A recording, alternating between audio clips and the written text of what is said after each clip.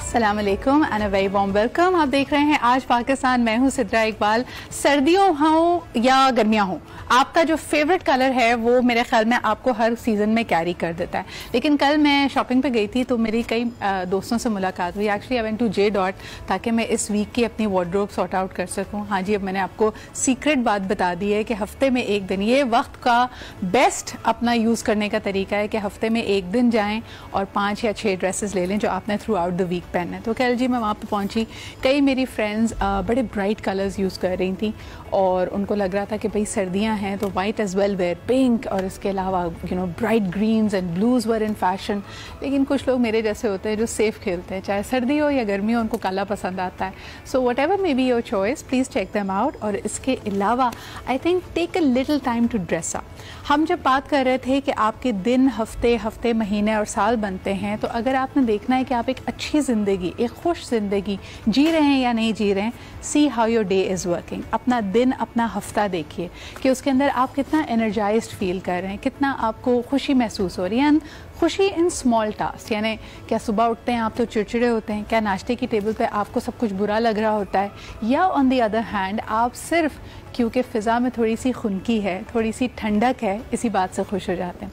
वैसे कराची वालों के लिए मशहूर है कि हम एक शॉल में पूरा विंटर्स निकाल देते हैं। जनाब अली, अब ये सवाल हमारे जहन में आता है कि किस तरह हम अपने इस विंटर को बेहतर बना सकते हैं, फैशनेबल बना सकते हैं। हम आपको दिखाते हैं सवात की ये खूबसूरत शॉलें।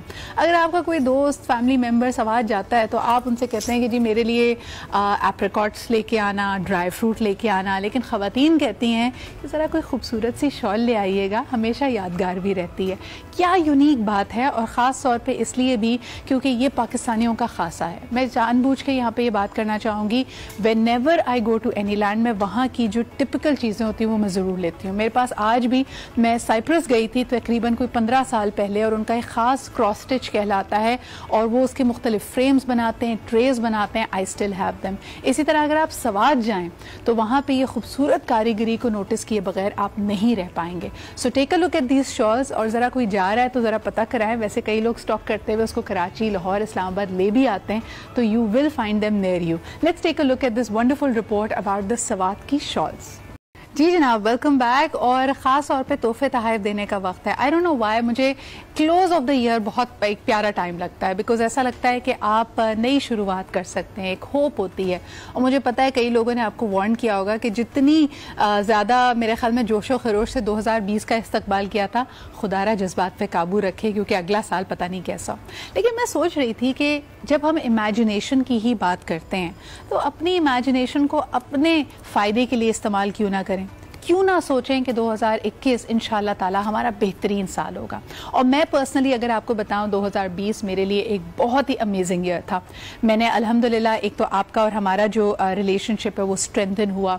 हमने कोविड की सबसे पहले कैंपेन चलाई और उसके अवेयरनेस के लिए काम किया, और यकीनन थोड़ा सा मेरे ख्याल में बीच में ग्लिच आया, but I was able to explore so many things. मुझे लगता है कि जैसे एक धक्का देके ना आपको कहा गया कि जितने रिस्क लेने से सिद्रा आप डर रही हैं, बस बिस्मिल्लाह कीजिए, अल्लाह का नाम लेके उसको शुरू कर दें। So that was 2020 for me and I hope that that inspires you to do the same as well. अब ज़रा आगे बढ़ते हैं, आपको खिदर की वादियों में ले चलते हैं और वहाँ पे जो खूबसूरत मौसम है, हमारे कॉलीग दुर्दाना शेर वहाँ पे मौजूद हैं। ज़रा उनसे जानते हैं कि ये जो बहुत ही दिलकश वादी है, जब ये ज़बरदस्त सा विंटर वेयर पहन के अपना, यानी बर्फ़ में ढकी हुई है, तो इसके क्या नज़ारे। अस्सलाम वालेकुम Durdana, thank being here. Baltistan का खूबसूरत तरीन इलाका है जी खिज़र, और यहाँ की मशहूर खिलती झील के बारे में मैं आपसे पूछना चाहती हूँ, जो मुझे बताया गया जम गई है। क्या सूरत हाल है, कड़ाके की सर्दी पड़ रही है, किस तरह ब्रेव कर रहे हैं इस वेदर को आप लोग? जी बिल्कुल, इस वक्त मैं खलती की मशहूर झील के ऊपर मौजूद हूँ। ये झील तकरीबन 150 फुट जो है ये झील गहरी है, और यहाँ पर अब भी दुनिया की नायाब मछली ट्रोट निशोनमा पा रही है। गर्मियों के मौसम में बड़ी तादाद में सयाह यहाँ आते हैं और किश्तियों के जरिए यहाँ ट्रोट मछली का शिकार करते हैं, जबकि विंटर के मौसम को भी इंजॉय करने के लिए बड़ी तादाद में आज यहाँ पर सयाह आए हुए हैं। इस खूबसूरत मौसम से खूब लुत्फानंदोज़ हो रहे हैं। और इस वक्त यहाँ पर बच्चे हमें वॉलीबॉल खेलते हुए नजर आ रहे हैं, आइस स्केटिंग स्केटिंग करते हुए नजर आ रहे हैं और फुटबॉल भी खेल रहे हैं, जिसकी वजह से यहाँ आने वाले सयाह खूब लुत्फ़अंदोज़ हो रहे हैं। मैं आपको ये बता दूं कि ज़िला गेज़र का ये जो खल्त जो लेक है ये बहुत मशहूर है। सर्दियों के टाइम पे भी सयाह आते हैं और गर्मियों के वक्त पे भी। अच्छा, मुझे दुर्दाना खल्ती लेक के बारे में आपसे जानना भी है कि यहाँ तक पहुँचा कैसे जाता है। और पूरी दुनिया में हम देखते हैं कि लेक जब जम जाती हैं तो ऑब्वियसली वहाँ पे आइस स्केटिंग और मुख्तलिफ स्कीइंग तो खैर पहाड़ पे हो रही थी, आइस स्केटिंग लोग अक्सर करते हुए नजर आते हैं। अब ये स्पोर्ट भी पाकिस्तान में मशहूर हो रहा है, ट्राउट का किया। तो क्या सरगर्मियां होती हैं जब गर्मियों में और सर्दियों में सयाह पहुंचते हैं खल्ती लेक पे? यहाँ पर बच्चे हमें स्केटिंग करते हुए नजर आ रहे हैं। आइस स्केटिंग को इनको सिखाया गया है और यहाँ बच्चे जो है बहुत ही खूबसूरत अंदाज में आइस स्केटिंग कर रहे हैं और यहाँ सयाह आकर इससे जो है झील को देखकर खूब लुत्फ़अंदोज़ हो रहे हैं। हम यहाँ पर आइस स्केटिंग सिखाने वाले जो इनके उस्ताद हैं उनसे बात कर लेंगे कि वो इस हवाले से क्या कहना चाहते हैं। जी, as a trainer, as a skating trainer खल्ती, तो यहाँ बच्चों को स्केटिंग सिखा रहा हूँ। तो तकरीबन 2-3 सिखा रहे हैं। हमें एयरफोर्स की जानिब से ट्रेनिंग दी हुई है, तो हम इन बच्चों को सिखा रहे हैं और वालिदैन इनको परमिशन दे के हमारे पास भेजते हैं और हम इनको सिखा रहे हैं। तो अभी तक ऐसा कोई इशू नहीं आया हमारे पास कि इनको या मतलब कोई फ्रैक्चर हो, कोई चोट लग जाए, तो अब तक ऐसा इशू नहीं है। स्टार्ट में जब इनको सिखाते हैं उस टाइम मुश्किल होती है। अब ये बच्चे सारे सीख गए, तो आगे हमारे मतलब वफाक और हमारी गिलगित-बल्तिस्तान हुकूमत की जानिब से हमें कोई मतलब फंड जारी नहीं होता है। हम अपनी मदद आप के तहत इन बच्चों को सिखा रहे हैं। बिल्कुल आपने इस की बात सुन ली। इनका कहना है कि आइस स्केटिंग वो बच्चों को सिखा रहे हैं और काफ़ी तादाद में बच्चे जो है वो आइस स्केटिंग सीख चुके हैं। एयरफोर्स की तरफ से इन्हें सामान मिला था, लेकिन हुकूमत की तरफ से मजीद अगर इकदाम किए जाए तो यहाँ पर आइस स्केटिंग का टूर्नामेंट भी रखा जा सकता है। Thank you so much Durdana for updating us on this. और मुझे बड़ा अच्छा लगा बच्चों को ये स्पोर्ट सीखते हुए देख के, और वाकई हमारी पाक फ़िज़ाइया की इसमें खिदमात रही हैं। हम जैसा कि आपको पहले भी बताते चले हैं, हम नरतल वैली आपको लेके गए थे for the winter Olympiad that was organised by the Pakistan air force. और अभी भी आप देख सकते हैं कि इनके ट्रेंड इंस्ट्रक्टर्स वहाँ की लोकल आबादी को, बच्चों को आइस स्केटिंग सिखा रहे हैं एट द खल्ती लेक। ये बड़ी खूबसूरत मनाज़र हैं and it's always good to learn something new. आपको पता है, अगर आप वाकई जवान रहना चाहते हैं, हम अक्सर कहते हैं ना हमारा जहन चाको चौबंद रहे, तो हमेशा अपने आप को चैलेंज कीजिए। ये अंग्रेज़ों का पुराना कि you can not teach an old dog new tricks. आप डॉग थोड़ी हैं, आप तो अल्लाह ताला की अशरफुल मखलूक़ात हैं। आप किसी भी उम्र में चाहें तो कुछ भी सीख सकते हैं। ऑन दैट नोट एक छोटा सा ब्रेक लेते हैं और इसके बाद आपको लेके आएंगे विंटर फूड की तरफ। वैसे तो सर्दियों के खाने जो हमारे जहन में आते हैं वो होता है हमें पाए खाने, हमें नहारी खानी है, लेकिन इसके अलावा भी ग़िज़ाइयत से भरपूर चीज़ें जो मौसम का फल है और इसके अलावा मौसम की सौगात है, उसको ज़रूर खाने से हमें क्या फ़ायदे हो सकते हैं। इस पर बात करने के लिए my dear friend Areej will be here with us. एक छोटा सा ब्रेक लेते हैं, फिर उनसे बात करेंगे।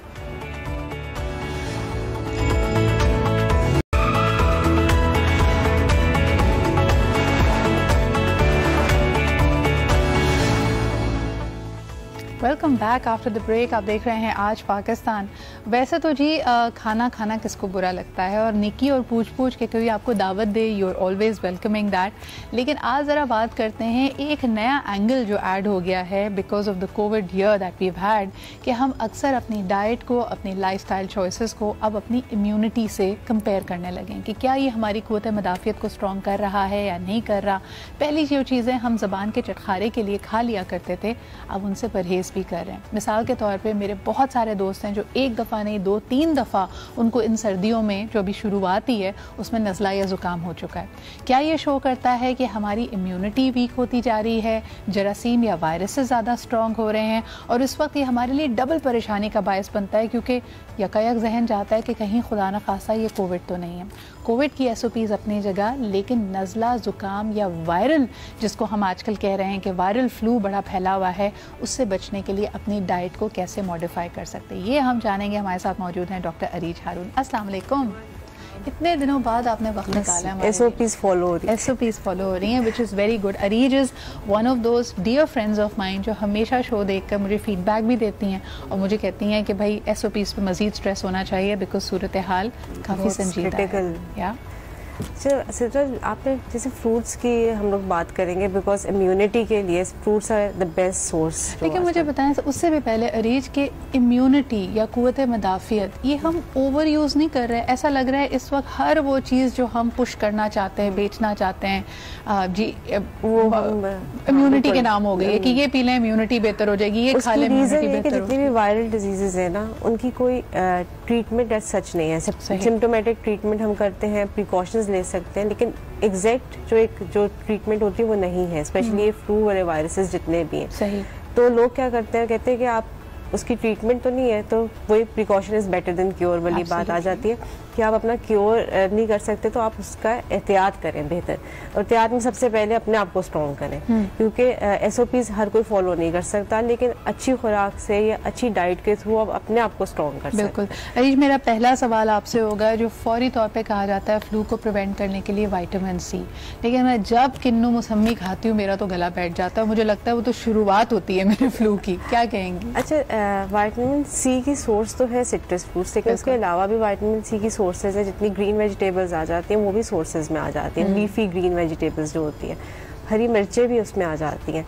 लेकिन अब हम लोग क्या करते हैं, हम लोग कीनू या मौसमी या जितने भी फल हम किस तरह खाते हैं, एक तो हम थोड़े से खट्टे पसंद आते हैं मेजॉरिटी लोगों को, फिर ठंडे करके खाने होते हैं और फिर मसाला लगा लेते हैं, मेरे जैसे लोग क्वांटिटी बहुत एक्सीड कर देते हैं हम लोग। अगर आप रूम टेम्परेचर पे थोड़े से फ्रूट्स इस तरह के हों तो थोड़े मीठे हो गए हों तब लें, और साथ अगर उसके थोड़ा सॉल्ट ऐड कर लिया जाए ना, क्योंकि सॉल्ट हमारे नेचुरली इन्फ्लेमेशन को भी कम करता है, तो वो आप कर सकते हैं। लेकिन अब ये नहीं कि किसी का ब्लड प्रेशर ज्यादा है तो वो नमक डाल के खाना शुरू कर दे, ये भी नहीं करना। अच्छा, एक चीज़ मैंने नोटिस की जैसे हम कहते हैं ना इलेक्ट्रोलाइट्स, एक तो सर्दियों में लोग पानी नहीं पी रहे होते, तो जब आपकी नमकियात की इलेक्ट्रोलाइट्स की कमी होती है, पहले लोग ORS पीते थे। आजकल मैंने बहुत सारे लोगों को, स्पेशली जो लोग कीटो कर रहे हैं, उनको हिमालयन सॉल्ट यानी जो गुलाबी पिंक सॉल्ट होती है उसको पानी के साथ मिलाकर और हल्का सा लेमन डाल के पीते हुए देखा। इसका कोई फायदा है या ये फैड है? देखिए, कीटो में रिक्वायरमेंट हो जाती है because you are cutting down on lots of fruits and vegetables, तो उसकी वजह से मिनरल्स की डेफिशिएंसी हो जाती है। तो हमारा नॉर्मल जो टेबल सॉल्ट होता है उसमें सोडियम क्लोराइड होता है, इसके अंदर मैग्नीशियम होता है। तो जस्ट टू कवर दैट, वो पिंक सॉल्ट किसी ने एडवाइस किया, वो ट्रेंड चल गया कि अच्छा उसको हम कवर इस तरह भी कर सकते हैं, या तो कीटो ना करें या मैग्नीशियम के सप्लीमेंट्स लें, या फ्रूट्स वेजिटेबल्स जब हम खा रहे होंगे सारी तो हमें रिक्वायरमेंट नहीं आ जाती। अच्छा, आज मैंने वैसे आपसे पूछना था क्योंकि हम अक्सर जो कॉमनली विटामिन या न्यूट्रिएंट्स के नाम सुनते हैं उसमें आयरन की बात हो जाती है, B complex, vitamin C, magnesium और पोटेशियम, ये हमारी बॉडी के लिए कितना इंपॉर्टेंट है और इनकी सोर्सेज क्या हैं? देखो, जितने भी मिनरल्स हैं ना वो ट्रेस एलिमेंट्स ग्रुप में आते हैं, और वो आप सोच रहे एक बिल्डिंग है, उसके बड़े बड़े ब्लॉक्स तो हमारे वो गए जो 3 हमें प्रोटीन, फैट्स एंड कार्बोहाइड्रेट्स है। ठीक है। बीच में जो फिलिंग हुई होती है वो विटामिन की है, और बिल्कुल जो आप सोचो उसको स्टिक करेगा वो हमारे ट्रेस एलिमेंट्स हैं। तो दे आर इम्पोर्टेंट बिकॉज अगर जब वो नहीं होंगे तो बोन्स वीक होना शुरू हो जाएंगी, हमारे ब्लड के सेल की शेप्स वगैरह चेंज होना शुरू हो जाएगी, जिसकी वजह से हमारी सर्कुलेशन जो है वो अफेक्ट होगी। तो सोर्सेज सारी जो है फ्रूट्स एंड वेजिटेबल्स है। पोटेशियम की सोर्स हम कहने केले में बहुत अच्छी सोर्स है, बिल्कुल, और पोटेशियम इज वेरी इंपॉर्टेंट हमारा ब्लड प्रेशर मेंटेन करने के लिए। अच्छा, एक और मैंने बड़ी इंटरेस्टिंग बात सुनी और मैंने सोचा था कि मैं अरीज से आज ज़रूर इसको वेरीफाई करूंगी। डिप्रेशन का इलाज, यानी हम जो विंटर ब्लूज फील कर रहे हैं अरीज, उसके लिए कहा जाता है केले बड़े ज़बरदस्त हैं। अगर आप दिन में 2 केले खाएं तो आपको विंटर ब्लूज या वो जो एक general feeling of lethargy and depression होती है वो नहीं होती। क्या वो पोटेशियम की वजह से? देखो, जितने फ्रूट्स हैं ना वो हमें एक तरीके से कार्ब्स की जो हमें शुगर की रश भी आती है, तो जब शुगर की रश आती है तो हम वैसे ही खुश हो जाते हैं, ठीक है, वो हमारे हैप्पी हार्मोन्स रिलीज करते हैं, तो दैट इज इम्पोर्टेंट। फिर जब हमारा ब्लड प्रेशर लो होना शुरू हो जाता है तो हमें एंजाइटी होती है। फीमेल्स में banana, pineapple, these affect the progesterone hormone actually. जबरदस्त। तो जो हार्मोन, फीमेल हार्मोन्स है प्रोजेस्टेरॉन और ईस्ट्रोजन, अगर वो बैलेंस नहीं होता तो एंजाइटी, पैल्पिटेशन, स्ट्रेस ये फीमेल्स में बहुत कॉमन होता है। तभी आपके पास देखें अब तो रीजन आ गया बनाना ब्रेड खाने का या फिर पाइनएप्पल केक खाने का। नाश्ते में केला खाएं, मैं कहती हूँ आप दिन में बाद में ना खाएं, शाम में इफेक्ट होता है ना, चलो हाई कार्ब है तो आप शाम में, दिन में खाएं, सुबह नाश्ते में सीरियल में डाल के खाएं। देन यू हैव लाइक मुझे तो अपना पाइनएप्पल पिज्जा पे पसंद है, मुझे तो हवाईन पिज्जा खाना है जिसके ऊपर पाइनएप्पल हो। आई नो वो एडेड कैलोरीज है, लेकिन सर्दियों में चलता है। और खास तौर पे जो आखिरी 10 दिन होते हैं ना, इसमें मेरे ख्याल में डाइट नहीं करनी चाहिए। डाइट करने से गुनाह मिलता है। डाइट का कॉन्सेप्ट, डाइट जो है ना, मतलब अच्छी चीज खाना, अच्छी ग़िज़ा खाना, किस टाइम पे क्या चीज खानी है, कितनी खानी है, that is diet. Diet doesn't mean कि आपने फाके करने हैं, आपने भूखा रहना है। अच्छा, 2-3 सवालात आपके लिए आए। एक कॉलर भी है, पहले उनसे बात करते हैं। रीच, हेलो, अस्सलाम वालेकुम। जी, कौन सा, आप कहाँ से बात कर रहे हैं? मुजम्मिल, कराची से बात कर रहा हूँ। जी मुजम्मिल, क्या कहेंगे? मैडम, मैं ये जानना चाहूंगा कि I am a patient of blood pressure and also stomach problem. जी, तो काइंडली मुझे बताएं कि मैं कौन कौन सी ग़िज़ाएं यूज कर सकता हूँ। बिल्कुल सही, बहुत शुक्रिया। I think that's an excellent question, क्योंकि यहाँ जब हम फ्रूट की बात कर रहे हैं, अरीज ने भी पॉइंट आउट किया कि हम ठंडा करके मसाला लगा के, तो ये हम अगर खुदा न खासा किसी को डाइजेस्टिव इश्यूज हैं या बीपी हाई रहता है तो उसके लिए और नुकसानदेह। अरीज, क्या खा सकते हैं ये? मैंने बनाना का जिक्र किया था, which is excellent source of potassium, जो हमारे ब्लड प्रेशर को बहुत अच्छा मेंटेन, स्पेशली अगर किसी का हाई बीपी है तो वो केला खा ले तो थोड़ी देर में लो हो जाता है। सेकंड, केला वैसे भी स्टमक के लिए बहुत अच्छा है, इट्स अ सॉफ्ट डाइट, बहुत अच्छी डाइट में आ जाती है। आपके आजकल जो है वो मेलन्स आए हुए हैं, पपीता आया हुआ है, ये सारे फ्रूट्स स्टमक फ्रेंडली फ्रूट्स में आ जाते हैं और ये ब्लड प्रेशर के लिए भी अच्छे हैं। ओवरऑल जितने भी फ्रूट्स हैं ना, वो ब्लड प्रेशर को लो ही मतलब मेंटेन करने में काम आते हैं। अच्छा, लेकिन एक बहुत बुरी आदत है हमारे यहाँ, अरीज सॉरी आपकी बात काट रही हूँ, कि हमारे यहाँ फ्रूट को जब लोग कहते हैं ना ये हेल्दी मीठा है, तो हम लिटरली उसको खाने के बाद बिल्कुल आखिर में फ्रूट्स खाते हैं। ये गलत है। Fruit should be taken as a snack and between meals, और रात में नहीं खाएं। एक फ्रूट की सर्विंग जो होती है अराउंड, जो एक 250 ml का बोल होता है, that is good enough for a person one in a day. तो आपने एक दिन में अगर एक बोल खा लिया मिक्स फ्रूट्स का खा लिया, या आपने 2 होल फ्रूट्स खा लिए, तो उसके बाद आपको फ्रूट की रिक्वायरमेंट नहीं है। हाँ, अगर आप जंक फूड बहुत खाते हैं और उसको रिप्लेस करना चाह रहे हैं, तो स्लोली आप ये कर सकते हैं कि जहाँ पे आपने करनी थी कोई चिप्स पे या चॉकलेट्स पे, उनको रिप्लेस करके and then you can continue पे, फिर आप आहिस्ता आहिस्ता। एक मुझे बड़ी फनी चीज लगती है, और अरीज इस पे जरूर बताइएगा, कि एक चॉकलेट का बार और उसके साथ एक बहुत ही जाइगेंटिक, जो पूरी फैमिली के लिए इनफ फ्रूट का बोल होता है ना, वो रख दिया जाता है और कहते हैं जी दोनों में कैलोरीज बराबर हैं। ये बड़ा मिसलीडिंग होता है। जैसे आपने खुद कहा कि लोग जब फ्रूट पे स्विच करते हैं तो बहुत ज्यादा पोर्शंस में क्वांटिटी बहुत ज्यादा बढ़ा देते हैं। ये तो नहीं करना चाहिए ना। देखिए, फ्रूट शुगर जो है ना, fructose, that also increases are, जो शुगर की हमारी डेली रिक्वायरमेंट है उसको भी इंक्रीज कर देते हैं। एक बड़ा गलत कॉन्सेप्ट ये कि हमारी डेली कैलोरीज जो है हम उसके अंदर तो खा रहे हैं, लेकिन डेली कैलोरीज की जब आप ब्रेक डाउन करते हैं ना, देयर उसमें भी आता है कि प्रोटीन कितने लेने, आपने फैट्स कितने लेने, कार्ब्स एंड कार्ब्स के फिर अलग से डिवीजन हो जाती है कि फाइबर कितना लेना और शुगर कितनी लेनी है आपने।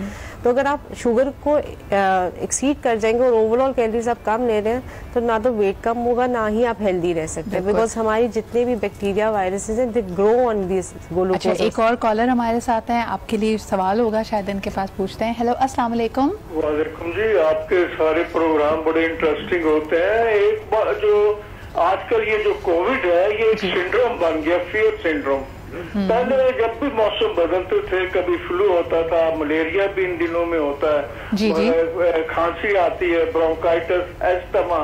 अब हर चीज जो है उसे ब्रैकेट कर दिया कोविड में। अभी जरा सा बुखार चढ़ा नहीं, कोविड हो गया, सारा घर जो है एक फियर और स्केयर सिंड्रोम में जो है कैप्टिवेटेड है। ये एक बिजनेस अपॉर्चुनिटी मुझे तो लगता बन गई है। अब दवाइयाँ जो है वो आपकी मलेरिया की 8-10 महीने से मलेरिया इन दिनों में इतना मॉस्किटो है, मलेरिया की दवाई नहीं मिलती। आप ये देखिए जी, ये कोविड है। आपने बिल्कुल सही बताया सर। आज की बल्कि सुबह ही की खबर है कि ऑस्ट्रेलिया ने जो वैक्सीन आई थी और जिसको प्रोपोगेट किया जा रहा था कोविड की वैक्सीन के तौर पे, उसके ऑर्डर्स को कैंसिल किया है, बिकॉज उनका ट्रायल का जो पूरा फेज था वो कोलैप्स कर गया है। तो आपके खदशात, इस वक्त जो सवाल आपने उठाए हैं वो बड़े वैलिड हैं, और मेरे ख्याल में तभी हम कह रहे हैं कि आपको ओवरऑल अपनी क़ुव्वत मदाफ़ियत को, अपने आप को स्ट्रेंथन करने की ज़रूरत है। बहुत शुक्रिया कॉल करने के लिए, और अल्लाह ताला इन तमाम मौसमी हों या दायमी अमराज हों, इनसे हम सबको महफूज रखे। अरीज, एक सवाल करना चाहूँगी, इम्यूनिटी के लिए आजकल बहुत सारे लोग विटामिन सप्लीमेंट्स खा रहे हैं। ये विटामिन जो कि लिखा होता है जी 5000 IUD आपके पास जो ना फलाने विटामिन का आप खा रहे हैं, फलाना धमाका, ये बॉडी एब्जॉर्ब भी करती है या वो सारा का सारा फ्लश आउट हो जाता है? देखिए वाइटामिन एब्जॉर्ब तो होते हैं मील टाइम्स पे अगर लिए जाएं, प्रॉपरली मील टाइम्स पे लिए जाएं, लेकिन देन अगेन आपकी रिक्वायरमेंट है कि नहीं, बिकॉज वाइटामिन टॉक्सिसिटीज भी हो जाती है। अगर आप एक्स्ट्रा वाइटामिन लेंगे तो वो जाके आपकी किडनीज को या कहीं ना कहीं अफेक्ट करना शुरू कर देंगे। हाँ, ये है कि उनकी डोज बहुत ज़्यादा होनी चाहिए, लेकिन स्टिल यू नेवर नो कि आपकी बॉडी की कितनी रिक्वायरमेंट है। हो सकता है आप बहुत अच्छी डाइट लेते हो, आपको रिक्वायर्ड ही ना हो कि आप कोई सप्लीमेंट लें। तो हमेशा कंसल्टिंग फिजिशियन से बात करके लेनी चाहिए। कोई ऐसे विटामिन होते हैं जो आपस में जिनकी एब्सॉर्प्शन, या हमारे यहाँ देखिए ये भी तो मसला है ना, लोग 12 सप्लीमेंट सारे के सारे एक साथ सुबह नाश्ते से पहले या बाद में ले लेते हैं। बिल्कुल कोई ऐसा तो नहीं है कि क्लैश होता है, जैसे कहा जाता है आयरन और विटामिन सी?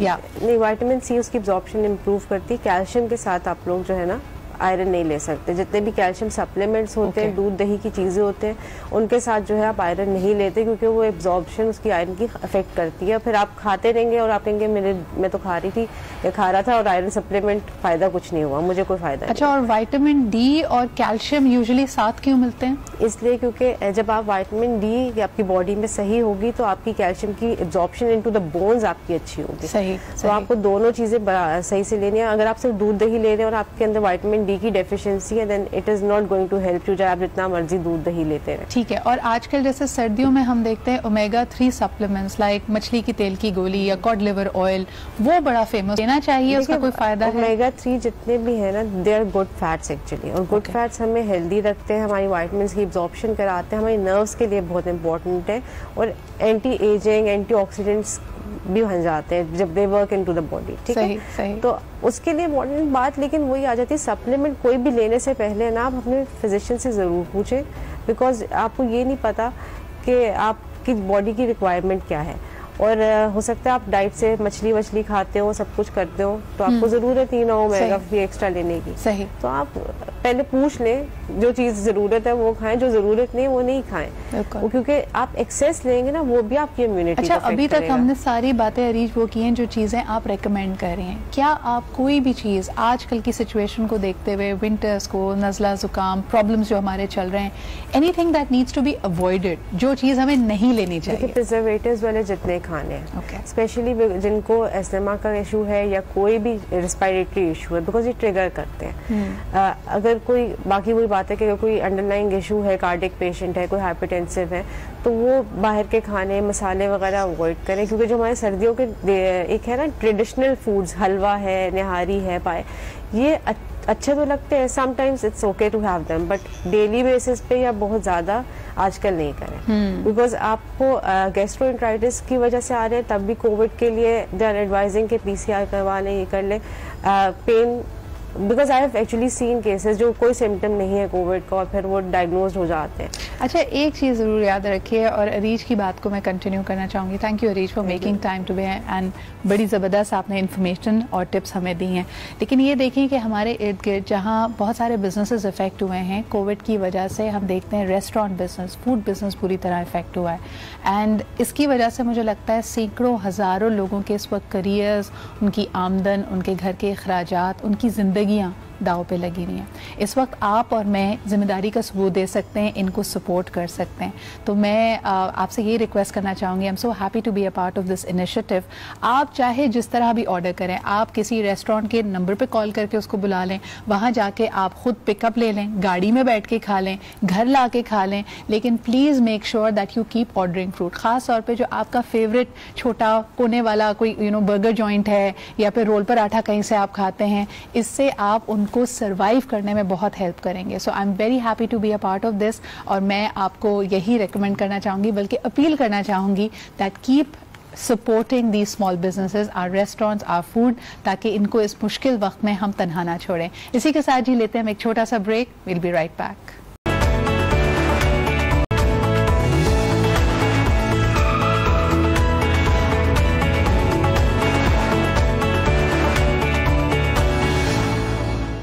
जी जनाब, आपने सुना है बड़े मियाँ तो बड़े मियाँ, छोटे मियाँ सुभान अल्लाह। आज आपकी मुलाकात कराते हैं एक ऐसे ही जबरदस्त टैलेंट से। इनके बारे में क्या कहें, वैसे तो ये छोटी सी उम्र में अपने घर के बड़े हैं और किताब फरोशी के शोबे से मुंसलिक हैं, लेकिन जो जादू जगाया है, he is gone viral because of his इनेट talent of singing.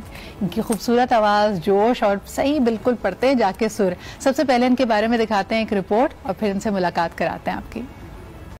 देखा आपने साद की आवाज का जादू। हमारे साथ मौजूद है हमारे नन्हे उस्ताद साद नासिर। अस्सलाम वालेकुम साद। वालेकुम अस्सलाम। यार यहाँ तो मुस्कुरा रहे हो तुम, ये गाने इतने रंजीदा रंजीदा कैसे सीखे तुमने? टीवी से। अच्छा, घर में कोई ऐसा तो नहीं है जिसका दिल टूटा हुआ हो, जो उदास रहता हो और वो कहता हो ये गाना सुनाओ बेटा? नहीं। नहीं, लेकिन टीवी पे भी आमतौर पे बच्चे बड़े हैप्पी सॉन्ग्स या पॉप सॉन्ग सुनते हैं। तुम्हें कैसे शौक हुआ कि ये वाले गाने सुनने चाहिए?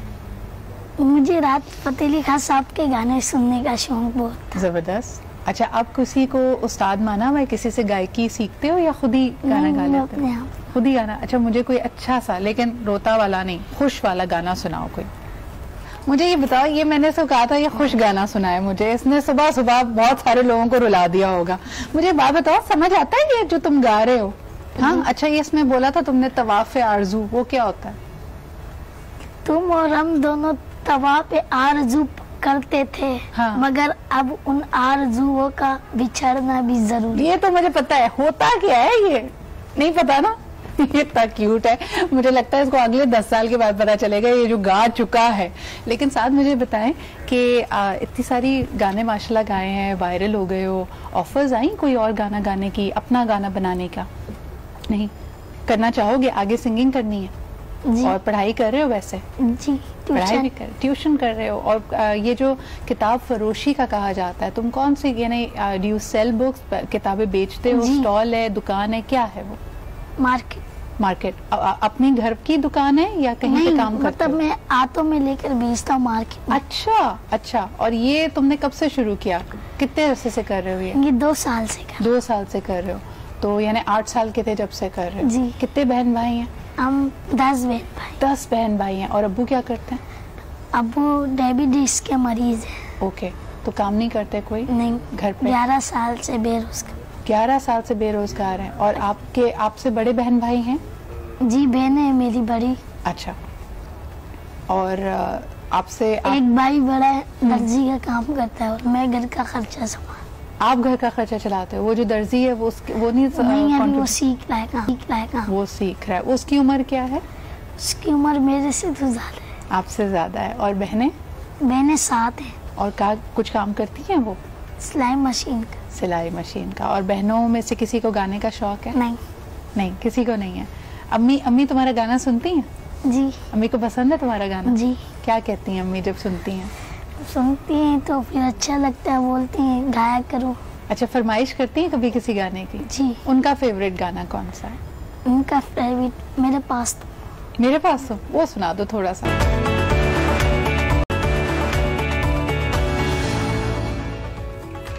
Welcome back after the break. आप देख रहे हैं आज पाकिस्तान। आज का मौजू बड़ा ही परेशान कुन है, क्योंकि ये एक ऐसी रिवायत, एक ऐसा पैटर्न हम अपने माशरे में उभरता हुआ देख रहे हैं जो अपने आप में एक ज़िंदगी लिए हुए है, अपने आप में एक अफरा तफरी फैला रहा है, एक हिजान किसी कैफियत तारी कर रहा है। मैं बात कर रही हूँ हमारी ज़रूरत से ज़्यादा अना, खुदगर्जी, और ख़ास तौर पे जो हम अपना पावर को, जो अथॉरिटी अगर आपने सही तरीके से भी अर्न की है, उसको मिसयूज़ करना, अपनी पोजीशन का, अपनी अथॉरिटी का गैर मुनासिब फ़ायदा उठाना। और ये अनफॉर्चुनेटली सिर्फ किसी ओहदेदार तक महदूद नहीं है। हमने ये देखा है कि ओहदेदार की जो फैमिलीज़ होती हैं वो भी फॉर्चुनेटली और अनफॉर्चुनेटली अपने आप को एक सुपीरियर, एक VIP ट्रीटमेंट, एक प्रोटोकॉल का मुस्तहिक मानने लगती हैं। और जब ज़रा सा भी उनको लगता है कि जो उनकी एक्सपेक्टेशन है, जो उनकी तवक्कुआत हैं, उसको लोग मीट नहीं कर पाते, तो फिर एक ऐसा तूफ़ान बदतमीज़ी बरपा होता है जिसमें बड़ा, छोटा, अमीर, गरीब किसी की तफरीक नहीं की जाती। ऐसी वीडियोज़ आप रोज़ाना की बुनियाद पर वायरल होती हुई देख रहे हैं। एक बेचारे गार्ड ने कहा कि जी कानून को फॉलो कर लीजिए, या मास्क लगा लीजिए, या आपको रोकने की कोशिश की तो आपने एकदम से एक तनबी आमेज लहजे में उसको कहा कि मुझे जानते हो मैं कौन हूँ। और इसके बारे में बड़ा एक जोक भी मशहूर है कि एक दफ़ा अमेरिका में किसी ने ये अटेम्प्ट करने की कोशिश की और यही जुमला किया, तो वो दरअसल वॉलमार्ट की लाइन में खड़े थे, चेकआउट कर रहे थे, तो वॉलमार्ट के उस अटेंडेंट ने बगैर उनके रोब में आए माइक को करीब करके कहा कि अटेंशन प्लीज, मेरे काउंटर पे एक ऐसे साहब मौजूद हैं जो नहीं जानते कि वो कौन है, खुदारा आइए और इनकी मदद कीजिए। ये तो थी चले मजाक की बात, लेकिन ये जुमला आता कहाँ से है? क्यों हमें इतना जोम हो जाता है अपने रुतबे का, अपने असर रसूख का, अपने ताल्लुकात का? बड़ी गाड़ी है, बड़ा मकान है, तो हमें लोग क्यों छोटे लगने लगते हैं? तो ये बड़ा आज का अहम सवाल है जिसमें मिस यूज़ ऑफ पावर आ जाती है और ज़बरदस्त पैनल है to discuss it. First and foremost जी हमारे साथ मौजूद हैं Shaista Nadir sahiba. She is a psychotherapist and she specialises in integrated counselling and psychology. बहुत शुक्रिया शाइस्ता जी मौजूद होने के लिए। And we also have with us Kiran Naaz. आप जानते हैं इनको as a very popular current affairs host और एक माशरे की जो दुखती रग है, जो रविश है, उस पर भी निगाह रखती हैं। बहुत शुक्रिया किरण हमारे साथ मौजूद होने के लिए। आप दोनों से मेरा पहला सवाल यही होगा, अगर मैं किरण आपसे शुरुआत करूं, ये जुमला कहाँ से आता है? यानी वी आर ऑल, जब हम कहते हैं ना कि स्कूल कॉलेज में जाते हैं, all kids feel that they are the same, सब बच्चे हैं, एक साइज के हैं, यकायक ये जोम, जानते हो मैं कौन हूँ, Where does it come from in your opinion? Basically आपके घर से आता है। घर से आता है? घर से आता है। आपके पेरेंट्स जो कुछ कर रहे होते हैं, आपके फादर एक तरफ आपकी बच्चे की तरबियत कर रहे होते हैं कि उसको अच्छा इंसान बनाना है, लेकिन अपने एक्शन से अगर आप कुछ हैं, आपके पास पावर है, आपके पास पोजीशन है, तो वो कहीं ना कहीं आपकी पर्सनालिटी में रिफ्लेक्ट हो रहा होता है। आपके घर के अंदर जितने भी लोग होते हैं, आपके जो सर्वेंट्स हैं, आपके जो हेल्प है, आप उनके साथ वो रवैया इख्तियार करते हैं जो आपके बच्चे अडॉप्ट करते हैं। और फिर उनको ये होता है कि जी ठीक है, अब्बा हमारे कुछ है तो हम भी कुछ है। मैंने बहुत सारे ऐसे पेरेंट्स भी देखे हैं सड़कों पर, जब कभी गाड़ी लग गई या कुछ हो गया, बहुत सारे ऐसे पेरेंट्स भी देखे हैं जो आके शर्मिंदा होते हैं कि हमारे बच्चे ने ये क्या कर दिया। लेकिन अगर आप उनका बैकग्राउंड देखें तो वो अपने घर में बेसिकली ये सारी हरकत कर रहे होते हैं। वो एक्शंस हमें ये ख्याल होता है कि बच्चा हमें देख रहा है, हमें ये भी देखना चाहिए कि बच्चा हमें सुन भी रहा है, देख भी रहा है और हमारे एक्शंस को बेसिकली देख रहा है। ये जो जिस वीडियो को आप लेकर बैठी हुई है, इससे पहले भी कई सारी ऐसी वीडियोस आ चुकी हैं। कभी किसी खातून की वीडियो आ जाती है हमारे सामने, कभी किसी लड़की की वीडियो आ जाती है, कोई अपने अब्बा का जोम दिखा रहा है, कोई अपने खावन का जोम दिखा रहा है। क्यों दिखा रहा है? बेसिकली सोसाइटी ही परवान चढ़ रही है। कल इनफैक्ट मैं पबजी को लेकर बात कर रही थी अपने प्रोग्राम में, तो वहां पर भी हम यही बात कर रहे थे एंड जितने भी मेरे साथ पैनल मौजूद थे वो कह रहे थे कि हमारे साथ प्रॉब्लम ये है कि 70-72 सालों में हमारे पास पैसा आ गया, शऊर नहीं है। हमारे पास आजादी है, शऊर नहीं है। हमारे पास सब कुछ है, बस शऊर नहीं है। वही चीज हम भी आगे से पीछे से लेते हुए चलते हुए आ रहे हैं और वही चीज अब हम अपने बच्चों में गैर इरादी तौर पर अनइंटेंशनली लेकिन हम उनमें ट्रांसफर कर रहे हैं। अच्छा, मुझे लगता है एक ब्रॉड स्ट्रोक में फिर भी बात चल रही है किरण। अगर मैं इसको फिर भी डिटेल में लेके जाऊं, शाइस्ता जी आपकी तरफ आना चाहूंगी। मुझे दो करंट्स नजर आते हैं। एक तो वाकई जैसे किरण ने कहा, कई घराने, कई वालिदैन ऐसे लगेंगे जो इंस्टिगेट कर रहे हैं, जो गुट्टी में डाल रहे हैं बच्चे को ये बताना कि तुम दूसरों से मुख्तलिफ हो, उनसे बढ़तर हो।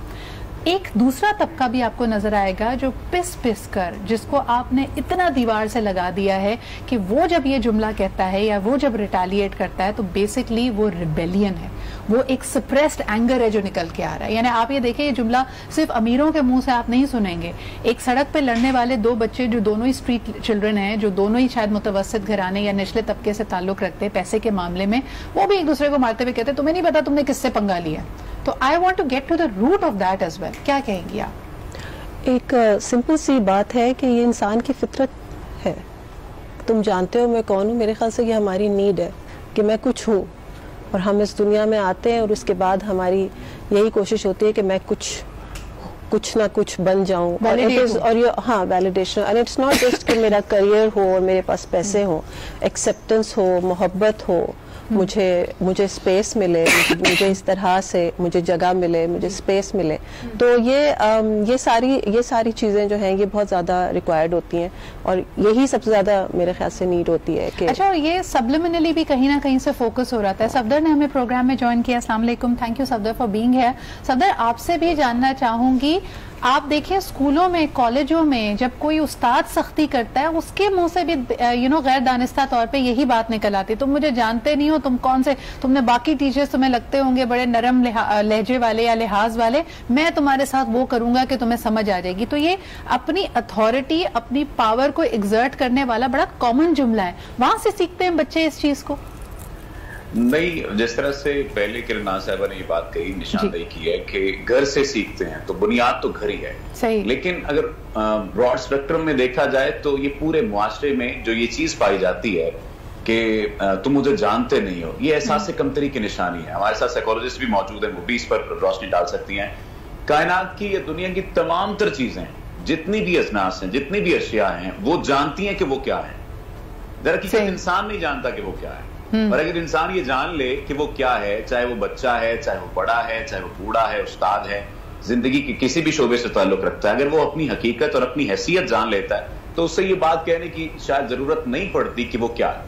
और यही एहसास कमतरी जो है वो पिनप रहा होता है इंसान के अंदर। हाँ। और जब कहीं पर उसे उसके शऊर में, लाशऊर में, तहत शऊर में चूंकि मौजूद होता है, और जब भी उसे मौका मिलता है तो वो इस बात की गिरदान शुरू कर देता है कि तुम मुझे जानते नहीं हो। लेकिन सफदर, ये बिल्कुल वैसा ही है ना, जैसे हम कहते हैं ना, मिसाल दी जाती है कि जो गरजते हैं वो बरसते नहीं है, जो ऐसे खाली बर्तन होते हैं वो ज्यादा शोर मचाते हैं।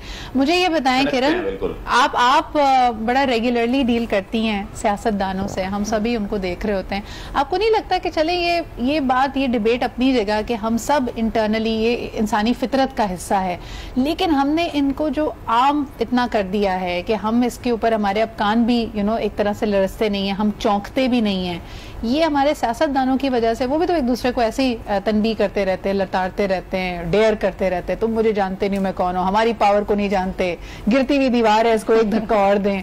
जरा उनकी तरफ से भी तो आया है ये मिजाज हम में। हालांकि तमाम सियासतदानों से ज्यादा एक दूसरे को कोई अच्छे तरीके से जान नहीं सकता, बट आप सही कह रही हैं, उन्हीं की तरफ से आया है। इनफैक्ट उनकी तरफ से क्या, आप सिद्रा, आपने दुनिया में बहुत सारे कंट्रीज देखे हैं, मैंने देखे हैं, हम अपने आप को मुसलमान बड़ा हम फख्र के साथ और अल्हम्दुलिल्लाह होना भी चाहिए, बट महज़िब और गैर महज़िब माशरों में फर्क यहाँ पर आ जाता है। आप वहां पर जाकर देखिए, अगर वहां पर किसी के साथ, इनफैक्ट पहले तो लोगों को किसी से कोई गर्ज नहीं होता, अगर कहीं किसी के साथ कुछ हो भी जाता है तो वहां पर लोग कितने डाउन टू अर्थ, मुझे मिले बहुत सारे ऐसे लोग बड़े डाउन टू अर्थ होते हैं। भाई हमने क्या नहीं, मुझे बताया किरण, आपने और हमने अपने करियर में क्या नहीं देखा। हमारे शोज पे लोगों ने बैठ के एक दूसरे को ग्लास मारे, हमारे यहाँ डेस्क के ऊपर कोई जूता रख देता है, कोई डाइस के पीछे से इस तरह कहता है कि मैं देख लूंगा तुम्हें, तो ये हो क्या रहा है? ऑब्वियसली अब मैं वहीं से ही शुरू कर रही थी कि यहाँ पर वहां पर अगर कोई पॉलिटिशियन के साथ, वो लोगों के साथ घूम रहे हैं, अगर उनको कोई शिकायत कर रहे हैं तो वो सर झुकाकर बातों को सुन रहे हैं। हाँ। लेकिन यहाँ तो किसी के अंदर वो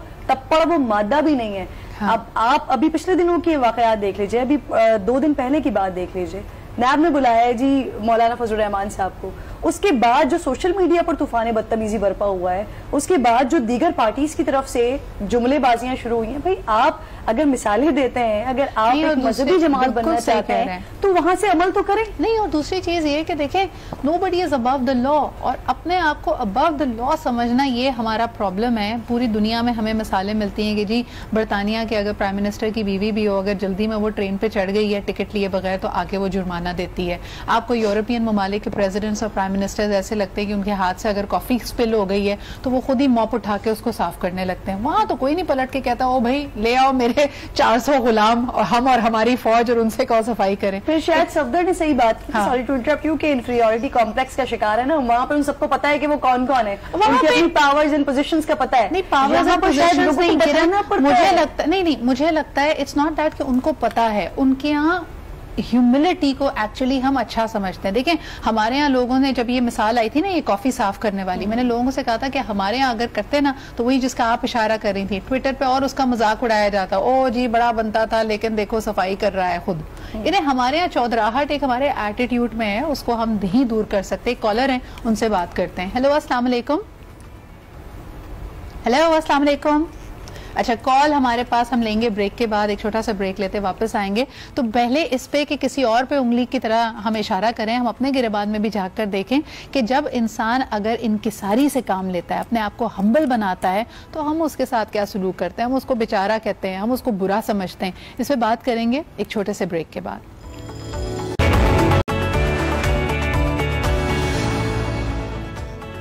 welcome back after the break. आप देख रहे हैं आज पाकिस्तान। बात हम कर रहे हैं क्या तुम मुझे जानते नहीं हो मैं कौन हूँ, मिस यूज ऑफ पावर, जिसका इंडिया यानी ये पता था कि ये होना है, ये हमारी खसलत में शामिल है, इंसानी फितरत में शामिल है कि एक दूसरे से बढ़तर समझना। यानी हाबील और काबिल के वाक़े को अगर हम देखते हैं उसमें भी तो ये सेंस ऑफ इंटाइटलमेंट ही थी ना, जिसने दुनिया का इंसानियत का पहला कत्ल जिसकी वजह से रोनमा हुआ, और काबिल ने हाबील का कत्ल कर दिया क्योंकि उसको लगता था कि नहीं, जो फितरत का निज़ाम है, जो उस वक्त का उसूल है, उससे बढ़कर वो है। और यही सारी करेक्शन अल्लाह के सारे पैगंबर लेके आए कि नहीं, तुम सब बराबर हो, अल्लाह सबसे एक जैसी मोहब्बत करता है और अल्लाह से कुर्ब हासिल करने के लिए तुम मेहनत कर सकते हो, अच्छे काम कर सकते हो, इंसानियत की खिदमत कर सकते हो। 1400 साल पहले बल्कि हुज्जतुल विदा के खुतबे में भी हुजूर अकरम सल्लल्लाहु अलैहि वसल्लम ने फरमाया कि किसी अरबी को किसी अजमी पे और किसी अजमी को किसी अरबी पे कोई फौकियत हासिल नहीं है, लेकिन इंसान है जिसको शनाख्त के लिए कबीलों में बांटा गया है, ट्राइब्स में बांटा गया है। और अगर अरब की मिसाल ले लें, हिंदुस्तान की मिसाल ले लें, यूरोप की मिसाल ले लें, सलेबी जंगों को ले लें, हम एक कोई शनाख्त पकड़ लेते हैं और उसकी वजह से गुत्थम गुत्था रहते हैं। ये हमारी स्टोरी ऑफ ह्यूमैनिटी है। लेकिन इसको कैसे ख़त्म किया जा सकता है या सबको how can they B equal. Chartered of human rights हमने बना लिया, सोशलिज्म की बातें हमने कर ली, कैपिटलिज्म में हमने कॉन्शियस की बात कर ली। How can be actually bring people on the same page. एक कॉलर से बात करते फिर मैं यही सवाल अपने पैनल से करूंगी। हेलो जी, अस्सलाम वालेकुम। जी, कौन सा, आप कहाँ से बात कर रहे हैं? मैं कराची से सैयद मोहम्मद अशरफ बात कर रहा हूँ। जी सर, क्या हाल चाल है आपके? अल्हम्दुलिल्लाह, अल्लाह का करम है। सर क्या कहेंगे, हम क्यों misuse of power and authority देखते हैं प्रेवलेंट इन पाकिस्तान? हाँ, हम इसलिए देखते हैं कि क्या नाम है, एक तो क्या नाम है, अना का टकराव है। मतलब इसमें कोई अच्छी अना भी आती है, बुरी अना भी। सही बात तो जो अच्छी अना होती है वो जीत जाती है, जो बुरी अना वो हार जाती है। मेरे साथ ये वाकया हो चुका है। सही। मैं खुद भी क्या नाम है सुपरवाइजर साहब एजुकेशन लाली करोगी सब डिवीजन था 1996 में। तो मैंने भी, मेरे अंदर भी यही चीज आई थी कि मैं कुछ हूँ। था तो 16 ग्रेड में था, परमानेंट जॉब थी और सब बुराई का एक अंबार था, बच्चे बेचारे कहीं मर रहे हैं, कहीं गिर रहे हैं, और मैं जाहिर सुपरवाइजर साहब एजुकेशन, मैं मेरा अंदर से आना जाना उसके खिलाफ जगह था, ऐसा नहीं होना चाहिए। फिर आखिर हिम्मत तो हार दिया मैंने। सही। अपनी नौकरी खत्म करनी पड़ी, सब कुछ बहुत मुश्किल से, नौकरी भी बहुत मुश्किल से खत्म होती है गवर्नमेंट की, लेकिन ये है कि मैं जीत गया। और जो मेरे मद्दे मुकाबिल आया था जिसने कहा था इनको मार दो, वो बात के मतलब अद्वार आए। उस वक्त बेनजीर की हुकूमत थी पाकिस्तान में, लेकिन उसके बाद जो है सर मुश्किलें बहुत पड़ती हैं, लेकिन अगर आप हक पर हों, रास्ता कितना भी कठिन क्यों ना हो, कितनी तवील जंग क्यों ना हो, आखिर में जीत आपकी ही होती है। बहुत बहुत शुक्रिया कॉल करने का। शाइस्ता जी, किरण, आप दोनों से एक ही सवाल करना चाहूंगी। आजकल जो वीडियोस वायरल हो रही हैं इस तरह के मिसयूज ऑफ पावर की, मुझे ये समझ नहीं आता कि इर्द गिर्द के लोग जो देख रहे हैं कि गलत हो रहा है, देख रहे हैं कि एक इंसान की हक तलफी हो रही है, दूसरा अपनी पावर को एक्सर्ट कर रहा है, वो खामोश तमाशाई क्यों बने रहते हैं? किरण। अच्छा सिद्रा, आपने बात इतनी खूबसूरत, जब आप ब्रेक से आई है ना तो आपने इतनी खूबसूरत बात छेड़ दी है कि अगर आपकी बात पे गौर किया जाए ना तो आपने पूरा टॉपिक उसमें कंप्लीट कर दिया। वो जो आपने अरबी और अजमी वाली मिसाल दी ना, सही, और उसमें एक वर्ड और ऐड कर लें कि सिवाय तुम्हारे मुत्तकी होने के, तो बेसिकली तकवा क्या है? तकवा यही सारी चीजें तो हैं कि आप डाउन टू अर्थ रहें, आप अल्लाह से प्यार करने वाले, अल्लाह की मखलूक से प्यार करने वाले रहें। जब आपके अंदर से ये सारी चीजें एक साइड पे रो जाती हैं तो फिर आप अपने आप को जितना भी सुपर पावर समझ रहे हो, तो सुपर पावर तो एक बैठा हुआ है ना जिसका बड़ा क्लियर मैसेज आका अलैहिस्सलाम ने पहुंचा दिया। बहरहाल जो आपने बात की, आपने जो पूछा आसपास के लोग, बेसिकली सिद्रा मैं अगर अपने आप को माशरती एतबार से अगर नोट करने की कोशिश कर रही हूँ तो बेसिकली हम तो अब आजकल जो भी कर रहे हैं वो हम दिखाने के लिए तो कर रहे हैं। हम दिखावे के लिए ही कर रहे हैं। हम फेसबुक पर स्टेटस लगाते हैं दिखावे के लिए, हम व्हाट्सएप पे स्टेटस लगाते हैं दिखावे के लिए, इंस्टाग्राम यूज करते हैं दिखावे के लिए, जो कुछ भी हो रहा है वो सब दिखाने के लिए। बीच बचाव कराने आते थे, किसी एक को बताते थे बेटा खामोश हो जाओ, अगला बुजुर्ग है चुप हो जाओ। अब हम नया हम फोन निकाल लेते हैं, उसकी वीडियो बनाने लग जाते हैं। डिजिटल दौर है, अब हर तरह से डिजिटली आप जो काम करेंगे आपको कहीं ना कहीं से को अर्न करने का मौका मिल जाएगा। अर्न नहीं करेंगे तो कम से कम व्यूज आपके पास मिल जाएंगे, आपको लाइक्स मिल जाएंगे, उस पर कमेंट शुरू हो जाएंगे। अब तो इस बात की जंग शुरू हो गई है ना कि आप डिजिटली कितने स्ट्रांग है। तो इस वजह से लोग ये इंसानियत रोकना, कहीं कुछ किसी के साथ बुरा हो रहा है, वो सारी चीजें साइड पर अपना और आपने अपने आप को दिखाने के लिए किस हद तक चले जाना है। बेहद माशरा है। हमने, आपको याद है वो एक लाहौर मॉल की वीडियो आई थी जिसमें एक खातून, वो जो भी उनका झगड़ा हो भाई, या सड़क पे भी मैंने देखा था, अगली खातून को बालों से पकड़ पकड़ के घसीट रही थी, मार रही थी, और सारे खड़े देख रहे थे। यानी किसी को नहीं लगता कि यार एक हद, एक तहजीब, एक इखलाक की हद पार की जा रही है। शायसा जी, लेकिन सारा इल्जाम, अगर एक लम्हे के लिए मैं बेनिफिट ऑफ डाउट दे दूं किसी ऐसे इंस्टिगेटर को, मुझे बताइए कि वो भी तो ट्रिगर हुआ है ना, वो किसी बात से गुस्से में आया है, आपे से बाहर हुआ है। ऐसा कोई ट्रिगर हमें क्या सिखा रहा होता है? और उस वॉर पे अगर मैं चाहूंगी कि आप उनको टिप दें कि अगर कोई बहुत ही गुस्सा कर देने वाली बात आपके साथ हो गई है, अपने आप पे काबू कैसे पाया जाए? देखिए, आई थिंक वेरी नाइसली किरण ने उसको प्लेस किया, आपने बहुत अच्छे से स्टार्ट किया। लेकिन गुस्से पे काबू पाना सबसे इम्पोर्टेंट चीज़ होती है ये समझना कि मैं जो कर रहा हूँ वो मेरे अंदर की कौन सी नीड है कि इस वक्त मुझे यहाँ पे अपनी पावर शो करनी है, मुझे अपनी एंटाइटलमेंट शो करनी है। कहीं ना कहीं उसका एक बहुत बड़ा जो एक रीज़न होता है वो होता है अपने अंदर का एक, अगर आप एज अ थेरेपिस्ट मुझसे पूछेंगी कि वो एक नीड होती है कि मेरे अंदर एक बहुत बड़ा खौफ है ऑफ प्रोटेक्टिंग माई सेल्फ, और उसके रिजल्ट में मैं अपने आप को किसी भी तरीके से अपने आप को मुझे इन पावर शो करना है। But what are the tips in that moment?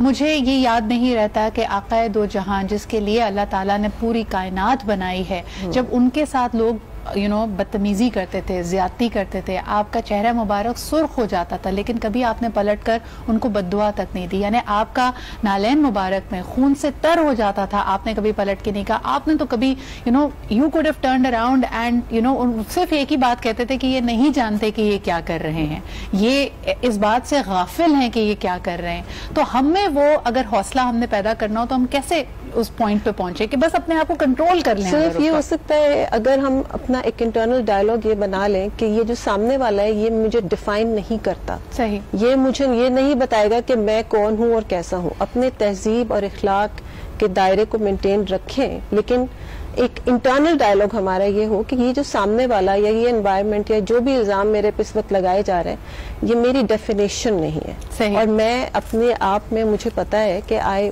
Think that's a very important point. जिस तरह अम्मियां कहती है ना, लड़ाई करो लेकिन अगले के लेवल पे ना उतर जाओ, वरना बिल्कुल ऐसा है जैसे कीचड़ पे पत्थर मारोगे तो कपड़े अपने ही खराब होंगे, छींटे आपके ऊपर ही आएंगे। एक छोटा सा ब्रेक लेते हैं, वापस आएंगे, सफदर से भी पूछेंगे कि क्या मर्द हजरात का ऐसे मौकों पे अपने गुस्से पे काबू रखना ज्यादा मुश्किल होता है या नहीं। Will take a quick break and be right back.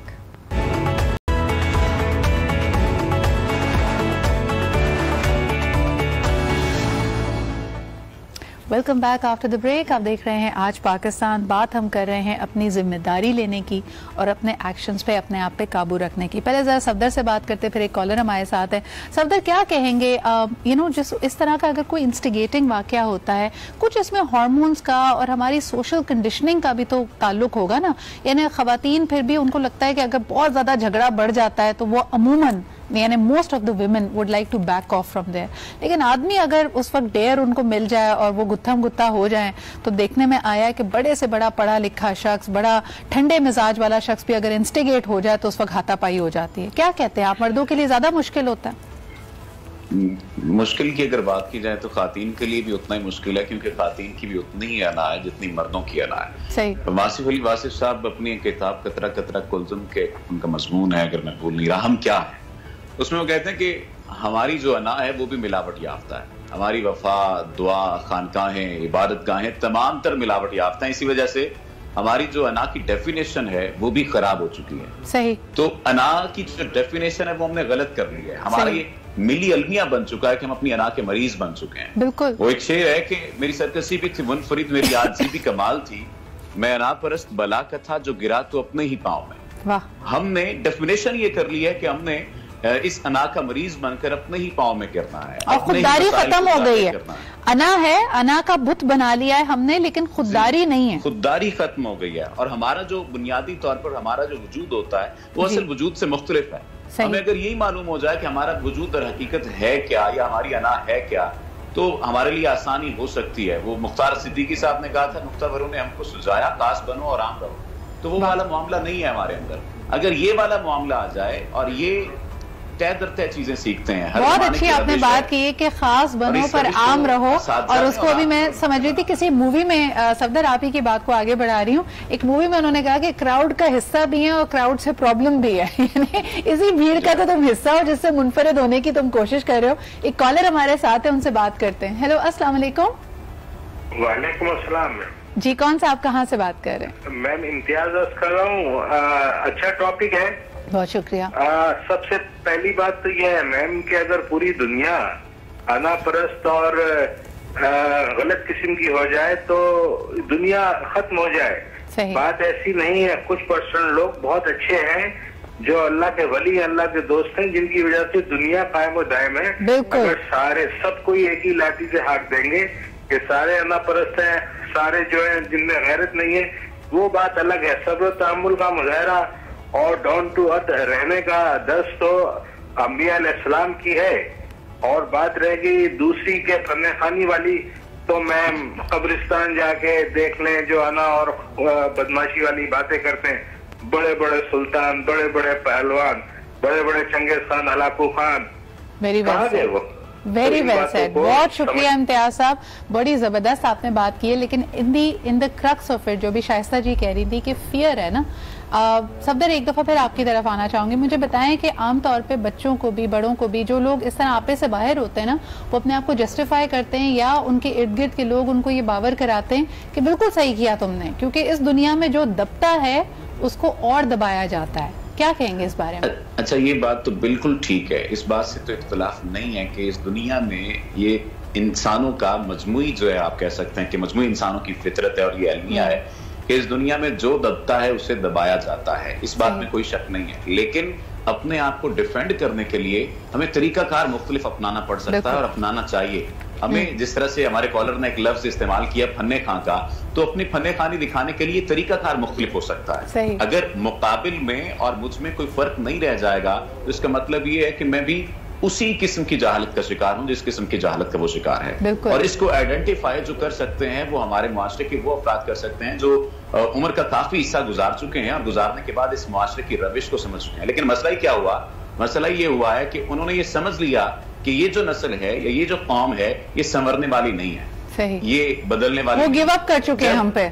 Ji, give up कर चुकी है और वो भी अपनी अना के कैदी बन चुके हैं, वो भी अपनी अना के मरीज बन चुके हैं। बिल्कुल, यानी ये दो धारी तलवार है जिसमें आज की नस्ल चल रही है, जिसके ऊपर आज की नस्ल चल रही है। अच्छा, ये एक सवाल फिर आपकी बात से मेरे जहन में आया है शाइस्ता जी, वक्त के साथ साथ इंसान में धीमापन आता है, ठहराव आता है, यानी जो लोग पहले आपे से बाहर होते थे वो वक्त के साथ मैच्योर हो जाते हैं, या अब आपने देखा है कि वो मजीद खराब हो जाते हैं? यानी जिसकी अगर आदत हो जवानी में बहुत ज्यादा गुस्सा करने की, वो आगे जाके भी लाइफ के स्टेजेस में वैसा ही रहता है और खराब हो जाता है? जिसकी लाइफ की स्टेजेस में हर उम्र की हर स्टेज पे कुछ ज़रूरियात होती हैं, अगर वो फुलफिल नहीं होती हैं तो वो किसी ना किसी स्टेज में निकल के आती हैं। यानी वो बच्चा जो 3 साल का जोर जोर से नहीं रो पाया, फिर वो 30 साल का रोता है जब उसको मौका मिलता है। Very well said. तो इट्स और यही सारी मुझे बताएं कि ये जो आपकी नीड्स फुलफिल नहीं होती, जो आपको और बुराई की तरफ ले जा सकती हैं, आपकी फ्लेक्सिबिलिटी खत्म कर सकती हैं, इसको फुलफिल करना किसका काम है? हम तो इतने अनकॉन्शियस जिंदगी गुजार रहे हैं कि हमें पता ही नहीं है कि हमारी कौन सी नीड ऑफ वैलिडेशन है, इमोशनल नीड है जो अनफुलफिल्ड है। हम तो सिर्फ सप्रेस्ड एंगर को ही मैनेज कर रहे हैं इस वक्त। देखिए, इसके लिए थ्योरीज तो बहुत है, किताबें भी बहुत है, लेकिन मैं पर्सनली इस वक्त यहाँ बैठ के ये जरूर कहना चाहूंगी कि कोशिश करे हर इंसान अपने अंदर झांकने की। सही। तो काफी कहानी क्लियर हो जाती है। सही। क्योंकि हम काफी इक्विप्ड हैं अपनी जात में। वो जब रब ने कहा है कि मैं तुम्हारी शहरत से करीब हूँ, वो वाकई बहुत करीब है। बेशक। इस चीज पे आप क्या कहेंगी कि कई दफा लोग कहते हैं कामयाबी जब मिलती है तो आप ना चाहते हुए भी, आप में थोड़ा तो देखें, आप भी थक जाते हैं, आपकी पर्सनालिटी में भी चेंज आता है, आप कई चीज़ें शायद सीखना भी शुरू कर देते हैं। आज से 5 साल पहले आपके करियर में अगर कोई आपका वक्त ज़ाया करता तो शायद आप एक लर्निंग स्टेज में थे, आपका वक्त इतना ज्यादा मुख्तसर नहीं था कि आप उसको झेल पाते थे। आज अगर आपको गुस्सा आ जाए कि यार मेरा वक्त जाया नहीं करो, तो लोग फिर लेबल लगा देते हैं कि भाई कामयाबी मिलने के बाद, शोहरत मिलने के बाद दिमाग खराब हो गया, औकात से बाहर हो गए। तो अब ये वाकई उस वक्त बनता है ये कहना कि तुम मुझे जानते नहीं हो। ये इंसान के लिए बड़ा, अल्लाह कहता है ना कि शोहरत से, इस रुतबे से आपको आजमाया जा रहा है। बेसिकली आजमाइश तो ज्यादा उस शख्स की होती है जिसके पास शोहरत होती है, जिसके पास रुतबा होता है, जिसके पास पावर पोजीशन होती है। अब मैंने तो अब हम का सीगा भी इस्तेमाल करना छोड़ दिया, मैं का सीगा इस्तेमाल करती हूँ कि शायद मैं ये 3-4 चीजें अपनी जिंदगी से अलग कर लूँ तो बेहतरी आ सकती है। और आगाज ऑब्वियसली आपको खुद से करना पड़ता है अगर आपको माशरे में बेहतरी चाहिए होती है तो। हमारे पास तो सबसे बड़ा प्रॉब्लम ये है कि अगर किसी बच्चे ने किसी को थप्पड़ मार दिया तो उसका भी जिम्मेदार हम हुकूमत को ठहरा देते हैं कि जी हुकूमत ने ऐसी पॉलिसीज। आप मुझे बताया ना, सोशल मीडिया पे आप पे तनकीद होती होगी, अब अगला तो अननोन है, हो सकता है अपने उसका नाम उसने अल्फा 007 रखा हुआ है, लेकिन वो आपके बलबूते पे अगर आपने जवाब दे दिया तो आप फिर वो खबर बन जाएगी। बिल्कुल, वो जो एक बड़ा किसी मूवी में था बी पॉजिटिव, तो मैंने अपनी जिंदगी में ना उसको बड़ा, उस फॉर्मूले को बड़ा अपनाया हुआ है। मैं हर चीज में वो पॉजिटिविटी सोचने की कोशिश करती हूँ। मैं ये सोचती हूँ अगर कोई शख्स आकर मेरी पोस्ट पर या मेरे किसी क्लिप के ऊपर आपकी कतई कलामी हो रही है। किरण, एक आखिरी कॉल ले लेते हैं, आखिरी 1 मिनट है मेरे पास। हेलो, अस्सलाम वालेकुम। वालेकुम सलाम जी, मैं मोहम्मद ताहिर बात कर रहा हूँ। जी ताहिर साहब, क्या कहेंगे? जी, आपका जो ये मौजू है, इस मौजू में मैं ये कहूंगा कि हमारे पास, हमारे माशरे में लोगों के पास अगर बर्दाश्त थोड़ी सी आ जाए जी, तो हम बहुत सारी चीजों में, यानी हमारा नुकसान फायदा जो है वो हम इसको इवेल्युएट नहीं कर पाते। सही, जब भी हम इस तरह से बात करते हैं। बिल्कुल सही बात की। बहुत शुक्रिया भाई कॉल करने के लिए। इसी के साथ तमाम मेहमानों का शुक्रिया। Thank you Shaista ji, Kiran and Safdar for making time. बड़ा अहम टॉपिक था, मुझे लगता है तो रोजाना करना चाहिए ताकि कहीं तो कोई ऐसी बात किसी के कान में पड़ जाए कि आज कहीं लड़ाई ना हो। लेकिन आज के लिए इतना ही। कल आप सबसे फिर मुलाकात होगी। अपना ख्याल रखें। खुदा हाफिज।